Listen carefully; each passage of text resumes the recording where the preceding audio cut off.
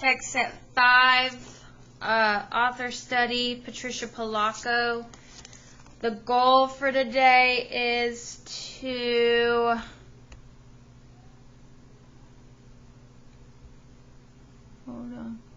notice details about the characters and setting in the text and illustrations.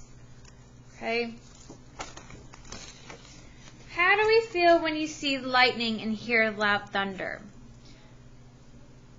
The book is called Thunder Cake by Patricia Polacco. What do you think of the title? What do you suppose the story could be about? So this third book we read by Patricia Polacco takes place in Michigan. Okay? So again, we're in Michigan.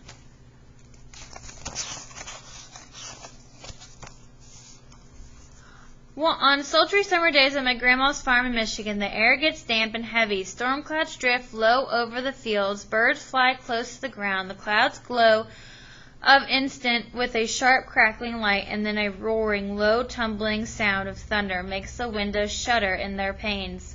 The sound used to scare me when I was little. I loved to go to Grandma's house. Babushka, as I used to call my grandma, had come from Russia years before, but I feared Michigan's summer storms. I feared the sound of thunder more than anything.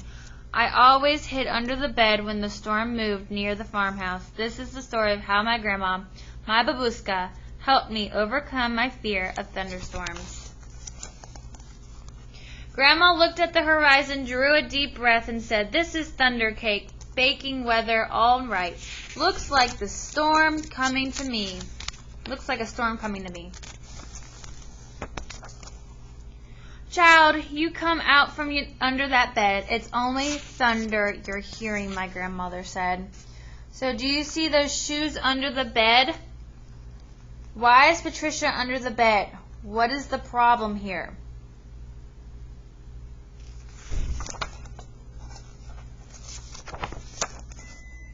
Okay.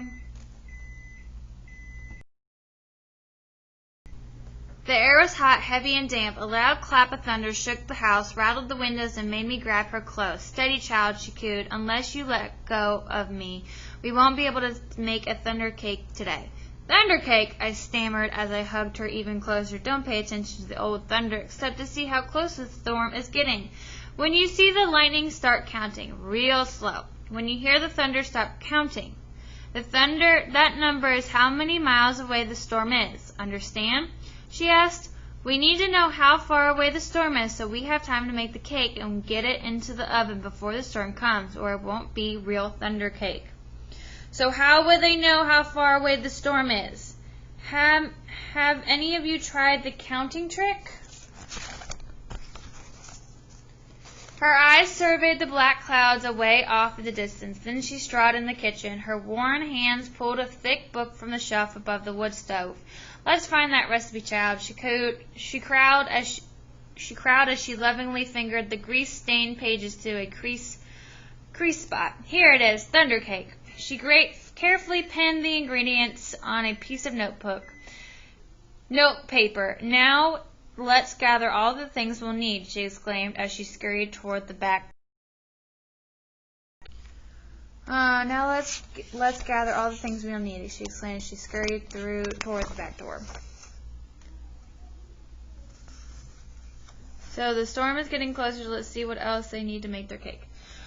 We were by the barn door when a huge bolt of lightning flashed. I started counting like Grandma told me. 1, 2, 3, 4, 5, 6, 7, 8, 9, 10. Then the thunder roared. 10 miles. It's 10 miles away, Grandma said as she looked at the sky. About an hour away, I'd say. "You'll have to hurry, child. Gather them eggs careful like," she said. "Eggs from mean old Nellie Peckhen." I was scared. I knew she would try to peck me. "I'm here. She won't hurt you. Just get them eggs," Grandma said softly. Then the lightning flashed again. 1, 2, 3, 4, 5, 6, 7, 8, 9. I counted. 9 miles, Grandma reminded me. Milk was next. Milk was from old Kit Cow. As Grandma milked her, Kit Cow turned and looked mean.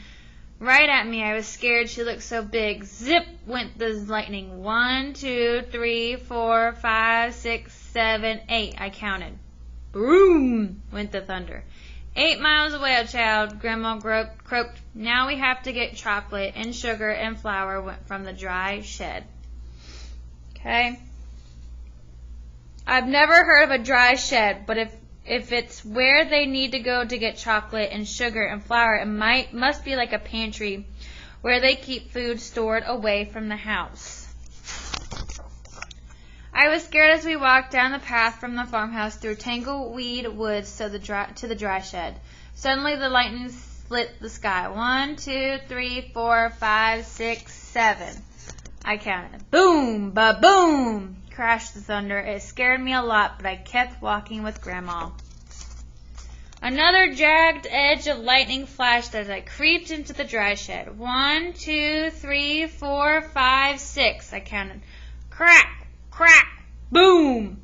Kaboom! The thunder bellowed. It was dark and I was scared. I'm here, child, Grandma said softly from the doorway.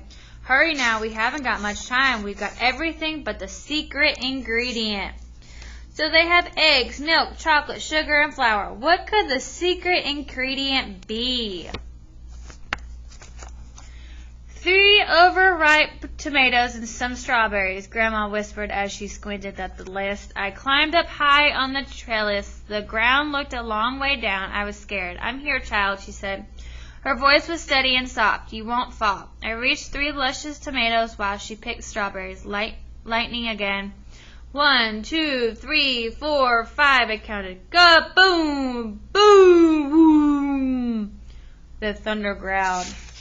The tomatoes. I don't think I've ever had a cake with tomatoes. What do you think of that? Nasty.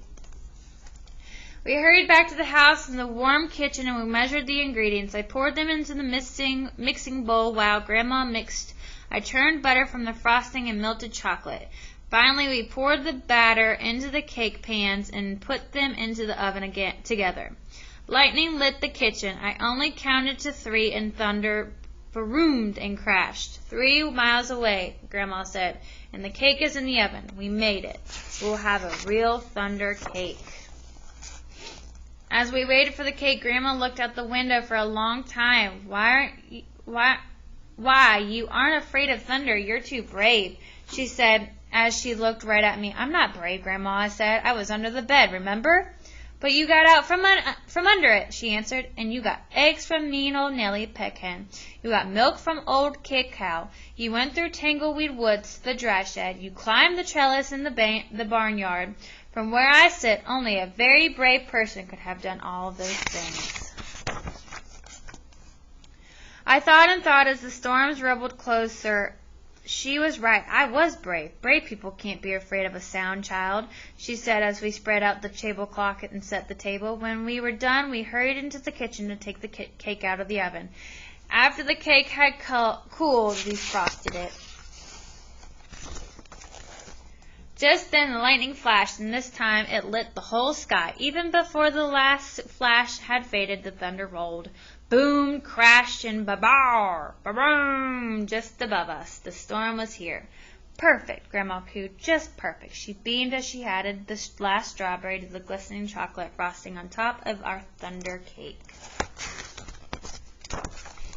As rain poured down on our roof, Grandma cut a wedge for each of us. She poured us steaming cups of tea from the samovar. When the thunder roared above us so hard it shook the windows and rattled the dishes in the cupboards, we just smiled and ate our thunder cake. From that time on, I never feared the voice of thunder again. So my grandma's thunder cake, and this is the recipe. Cream together 1 at a time. 1 cup shortening, 3/4 cup sugar, and 1 teaspoon vanilla, 3 eggs separated. Blend yolks in, beat whites until they are stiff, then fold in 1 cup cold water, 1/3 cup cured tomatoes. Sift together 2.5 cups cake flour, 1/2 cup dry cocoa, 1 1/2 teaspoons baking soda, 1 teaspoon salt. Mix dry mixture into creamy mixture. Bake in 2 greased and floured eggs, 8.5-inch round pans at 350 degrees for 35 to 40 minutes. Frost with chocolate butter frosting. Top with strawberries.